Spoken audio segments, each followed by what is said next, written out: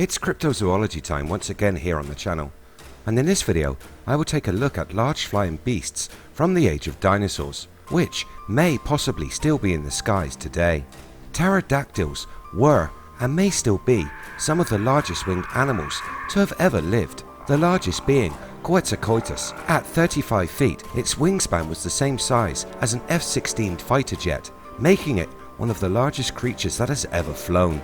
These animals did however come in a wide variety, from Nemicolopterus crypticus, an animal some 10 inches in size and comparable to a sparrow, the smallest Dterradon to take to the air, from 65 million years ago to today, and the many reports of the creatures being seen similar to these animals in our modern skies. Could the pterodactyl still soar amongst the clouds today? Let's take a look. Welcome to IF, videos on history and mystery.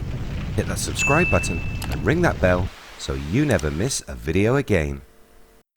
There have been many sightings of this prehistoric flyer from all over the globe. Online you can find pictures of men in the Old West posing with pterodactyls that were said to have been shot. These pictures most likely showing off someone's impressive Photoshop skills rather than a real animal. There have been some more credible witnesses, and they have for sure seen something strange soaring in the clouds. William Green from the UK saw something odd back in 1982. He had been exploring Shipley Glen Woods when he stumbled into an animal he couldn't recognise. Flying in a strange manner, the beast had large leathery wings. These wings and the lack of feathers, meaning this was no bird. Sightings in the UK have been rare, but there is one location where these creatures are regularly seen and are part of the local legends and culture.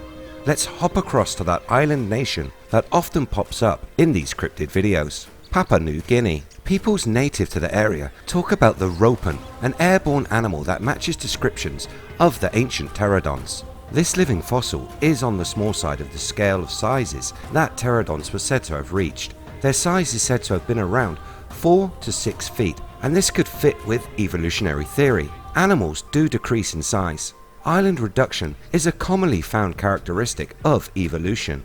The Ropen have many of the same bodily features found in the fossil record of Dterradons. They are said to have a long beak with mouths which are filled with many long, slender, sharp teeth.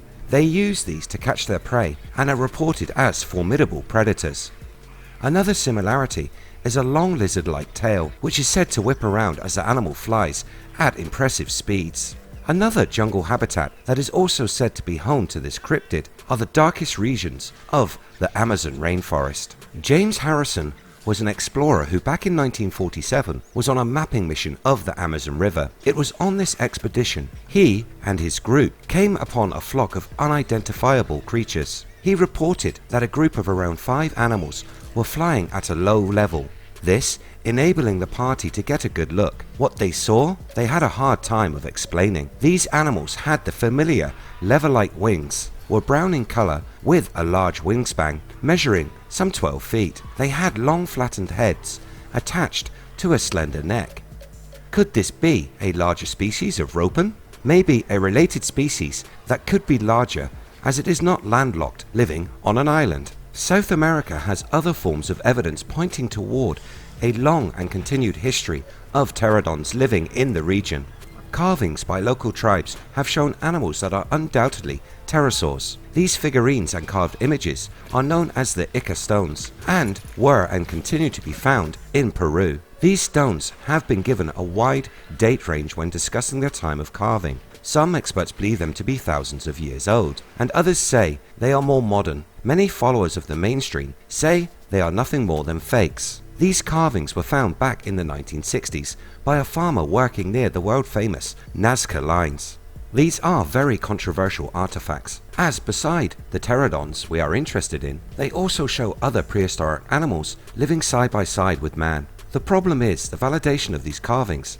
As with many subjects we discuss here, there have been fakes, with locals trying to cash in on the legends by selling them to tourists. I think there should be some real research of these objects, as it could blow the concepts we accept from the standard timelines apart. One thing that could also play a part is the scarcity of these creatures. Sightings are rare, and this can lead to the embellishment of stories, the excitement of spotting a rare beast, giving rise to local legends, painting the animal as larger, more fierce, or even possessing magical properties.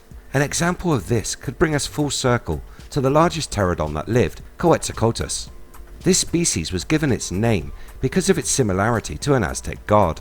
The feathered serpent was a prominent supernatural entity or deity found in Mesoamerican religions. Named Quetzalcoatl by the Aztecs, Colculcan among the Yucatan Maya, and Coacmoats and Tohil from the Quiche Maya. The Aztec feathered serpent god Quetzalcoatl is known from its appearance in several Aztec codices, such as the Florentine Codex, as well as from records of the Spanish conquistadors.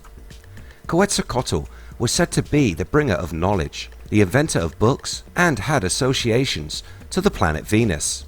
The earliest representations of feathered serpents appear in the Olmec culture, circa 1400 to 400 BCE. Most surviving representations in Olmec art, such as Monument 19 at La Venta and a painting in the Quetzalcoatl cave, show it's a crested rattlesnake, something with feathers covering the body and often shown to be interacting with humans. It is believed that the Olmec supernatural entities, such as the feathered serpent, were the forerunners of many of the later Mesoamerican deities. Could this be wrong? Could they actually be a flesh and blood creature? Could these legends, myths, and religious beliefs be based on the pterodactyl? Let me know your thoughts in the comments below. If you enjoy what we do here on the channel, hit that subscribe button. You can catch the latest on social media by searching We Are If. Thanks so much for watching.